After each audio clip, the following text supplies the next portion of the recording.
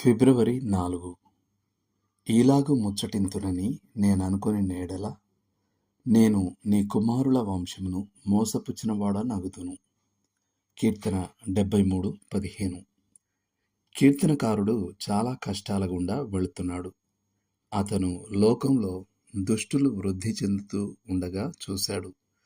అయితే అతని స్వంత జీవితం ఇబ్బంది మరియు బాధతో నిండిన ఒక పీడకలగా ఉంది. అతనికి దేవుని న్యాయం, దేవుని ప్రేమ మరియు దేవుని జ్ఞానం గురించి సందేహం రావడం మొదలైంది. ప్రభువు దుష్టత్వానికి బహుమతి ఇచ్చి నీతిని శిక్షించినట్లు అనిపించింది. కానీ ఆసాపు ఒక గొప్ప నిర్ణయం తీసుకున్నాడు. దేవుని పిల్లలలో ఎవరినీ తొట్టుపడకుండా ఉంచేందుకు అతను తన సందేహాలను బయట పెట్టకూడదని నిర్ణయించుకున్నాడు. బహుశా మనలో చాలామందికి కొన్నిసార్లు సందేహాలు మరియు ప్రశ్నలు వస్తాయి. ముఖ్యంగా మనం సహనం యొక్క చివరి దశలో ఉన్నప్పుడు, అన్నీ మన మీద పడిపోతాయేమో అనిపించినప్పుడు దేవుని కృపను గురించి ప్రశ్నించడం సులభం. అలాంటప్పుడు మనం ఏం చేయాలి? మనం మన సందేహాలని ఆత్మీయంగా సలహా ఇవ్వడానికి తగిన వ్యక్తితో పంచుకోవచ్చు. కొన్నిసార్లు గుహ చివరిలో ఉన్న వెలుగును చూడలేనంత గందరగోళ స్థితిలో ఉంటాం.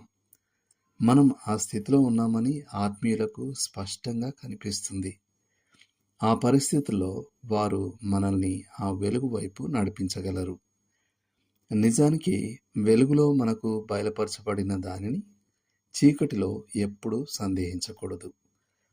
పరిస్థితులు ఎంత నిరుత్సాహకరంగా ఉన్నా మనం దేవుని వాక్యాన్ని వాటి ద్వారా అన్వయించుకోకూడదు. బదులుగా మనం మన పరిస్థితులను లేఖనాల ద్వారా అన్వయించుకొని దేవుని ఉద్దేశాలను అడ్డుకోగలిగేది, ఆయన వాగ్దానాలను కొట్టివేయగలిగేది ఏదీ లేదని గ్రహించాలి.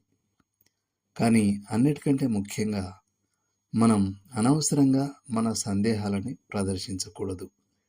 దీని ద్వారా క్రీస్తులో ఉన్న చిన్నవారిని అనగా నూతన విశ్వాసులను తొట్టిల్ల చేయడం అనే భయంకరమైన ప్రమాదం ఉంది.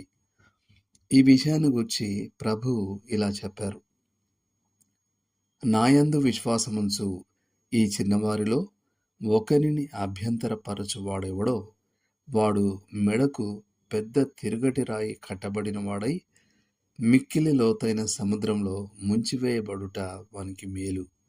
మత్తయి 18:6. గోయతే చెప్పినట్లుగా మీరు విశ్వాసంతో పొందిన విజయాలు ఏమైనా ఉంటే నాతో పంచుకోండి. కానీ సందేహాలు ఉంటే మాత్రం అవి మీ దగ్గరే ఉంచుకోండి. ఎందుకంటే నాకే చాలా సందేహాలు ఉన్నాయి. దేవుడు మిమ్మును దీవించును గాక. ఆమేన్.